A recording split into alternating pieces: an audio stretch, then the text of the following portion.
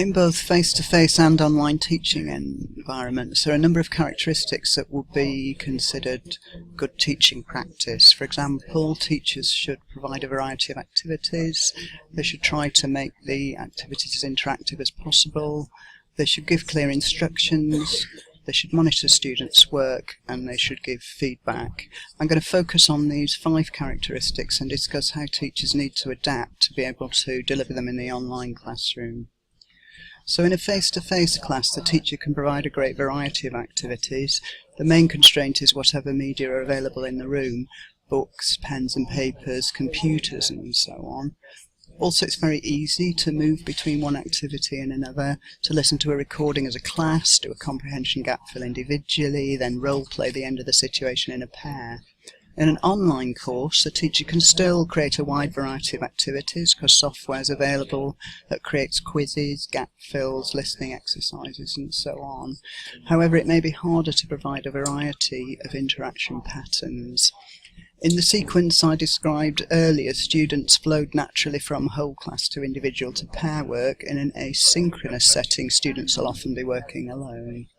Teachers need to make sure they maximise variety, not just through task type, but also by frequently varying language skills, listening, reading, writing, and if possible, speaking, even through video diaries, for example.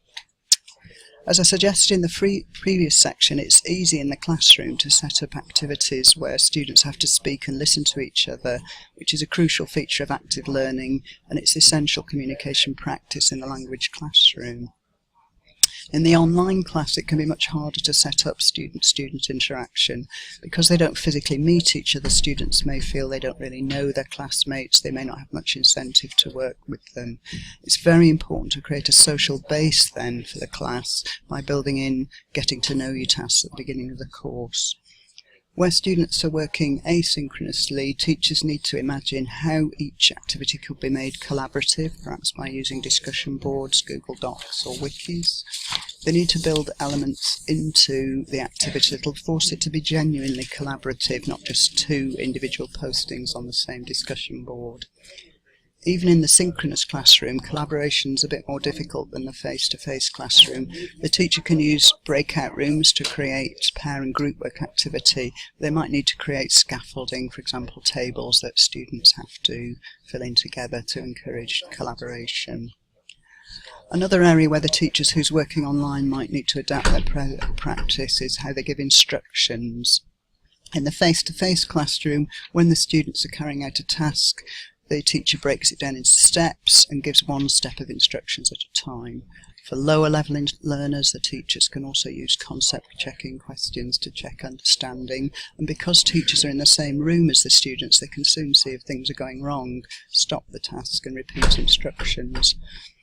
Online, the teacher can't see if the task is being approached wrongly, so it's even more important that instructions are clear and simple. Instructions should be presented as numbered steps with a single action in each step. Any important points should be picked out in bold or repeated. One extra consideration is the need to provide instructions about how to use the technology, especially the first time students are using a particular medium, and again, they need to be clear and simple. Finally, tutors should make it possible for students to ask questions if they don't understand what to do or how to do it, for example, setting up a help discussion board or giving them an email address. One way the face-to-face teacher makes sure students understand instructions is by monitoring, where the teacher walks around the classroom observing groups and chatting to them, but this has other functions as well. It helps keep students on task and encourages them to keep going. The online teacher can't monitor like this.